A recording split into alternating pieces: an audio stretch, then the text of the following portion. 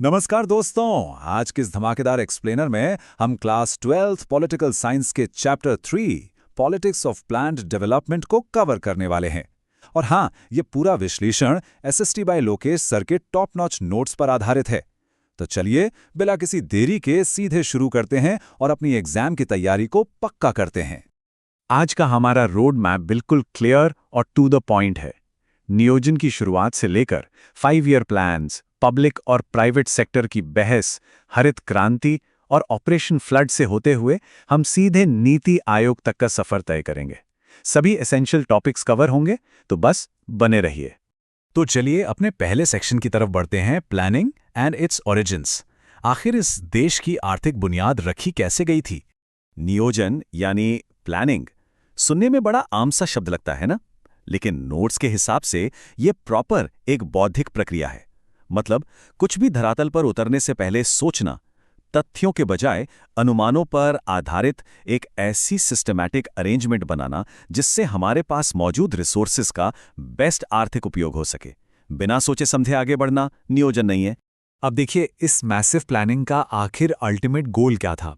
Simple सी बात है, देश की गरीबी और बेरोजगारी को जड़ से खत्म करना, सामाजिक और आर्थिक असमानता को दूर करना, इसके अलावा तेजी से इंडस्ट्रियलाइजेशन और पूरे देश का बैलेंस्ड डेवलपमेंट करना, और सबसे बड़ी बात, देश को सेल्फ रिलायंट यानी आत्मनिर्भर बनाना और नेशनल इनकम को बढ़ाना। ये एक सुनहरे भारत का सच में एक बड़ा सपना था। और इन्हीं बड़े सपनों को हकीकत में बदलने के लिए 15 मार्च 1950 को प्लानिंग कमीशन यानी योजना आयोग की स्थापना हुई।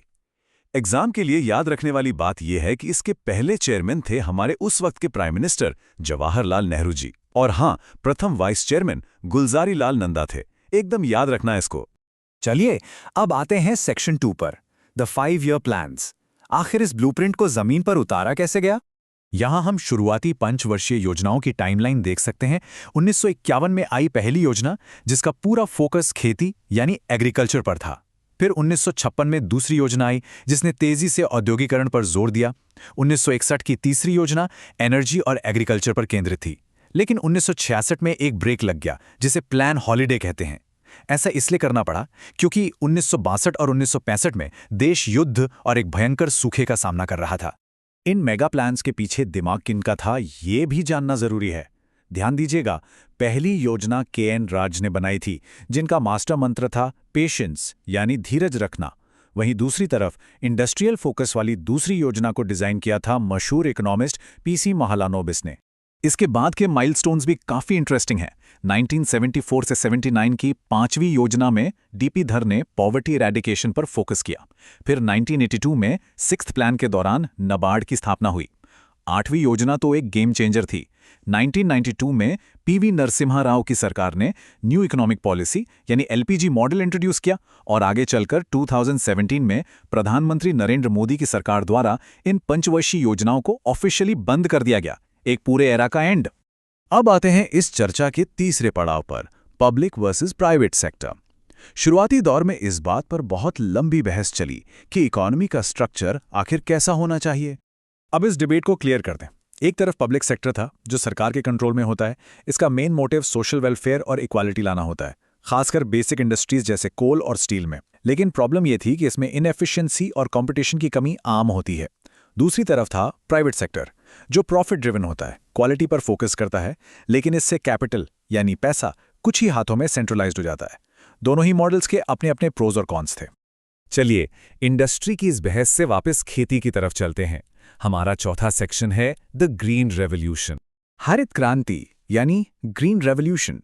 1967-68 के आसपास देश में कृषि उत्पादन में जो एक धमाकेदार उछाल आया, उसे ही हरित क्रांति कहते हैं। और ये चमत्कार हुआ नई टेक्नोलॉजी और हाई यील्डिंग वैरायटी बीजों के इस्तेमाल से, जिसके पायनियर थे नॉर्मन बोरलॉग। इस एक स्टेप ने भारतीय कृषि की तस्वीर ही बदल कर रख दी थी। लेकिन ठहरिए, इसके असर इतने सीधे नहीं थे। सफलता की बात करें तो प्रोडक्शन आसमान छूने लगा, इंफ्रास्ट्रक्चर डेवलप हुआ और इंडस्ट्रियल ग्रोथ को भी जोरदार बूस्ट मिला। पर ड्रॉबैक्स भी थे। इसका फायदा मेन तौर पर गेहूं और चावल तक ही लिमिटेड रहा, और ज्योग्राफिकली देखें तो सिर्फ पंजाब, हरियाणा और यूपी के कुछ हिस्सों में ही इसका असर दिखा। सबसे नेगेटिव पॉइंट ये रहा कि इसने अमीर और गरीब किसानों के बीच की खाई और चौड़ी कर दी। खेतों की इस क्रांति के बाद आइए 5वें सेक्शन में बढ़ते हैं, ऑपरेशन फ्लड एंड अमूल, देश की श्वेत क्रांति। ये कोऑपरेटिव मॉडल सच में कमाल का था। 1970 में गुजरात के आनंद से ये ग्रामीण विकास कार्यक्रम के रूप में शुरू हुआ। इसने लोकल मिल्क प्रोड्यूसर्स को सीधे एक मैसिव नेशनल नेटवर्क से जोड़ दिया। रिजल्ट ये निकला कि गांव में रोजगार बढ़ा, गरीबी दूर हुई और लोकल कम्युनिटीज, स्पेशली महिलाओं के सहकारी समितियों ने उन्हें आर्थिक रूप से बेहद सशक्त किया।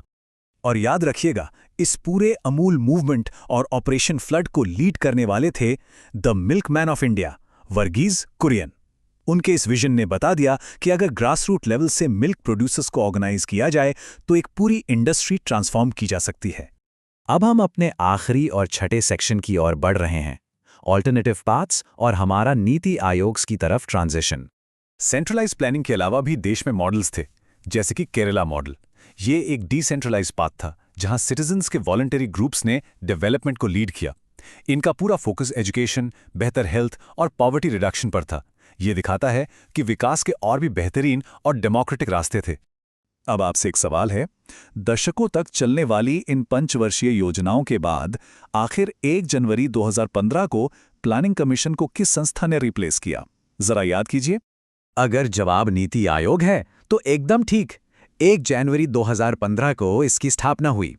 एग्जाम के पॉइंट ऑफ व्यू से याद रखिए, इसके chairman ex officio prime minister होते हैं।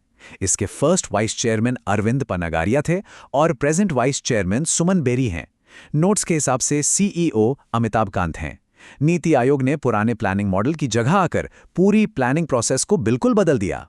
तो अब सोचने वाली बात यह है कि नीति आयोग के इस नए दौर में जब सेंट्रलाइज्ड 5 ईयर प्लान्स पीछे छूट गए हैं, तो हमारे देश के विकास का अगला फेज आखिर कैसा होगा? इसी सवाल के साथ ये एक्सप्लेनर यहीं समाप्त होता है। क्लास 12th पॉलिटिकल साइंस का चैप्टर 3 समझने के लिए उम्मीद है ये चर्चा हेल्पफुल रही होगी। ऐसे ही मजेदार और पॉइंट टू पॉइंट रिवीजन के लिए SST by Lokesh sir YouTube channel पर जरूर जाएं, लोगों पर क्लिक करें और चैनल को सब्सक्राइब करना ना भूलें। इस एनालिसिस के साथ जुड़े रहने के लिए बहुत बहुत धन्यवाद।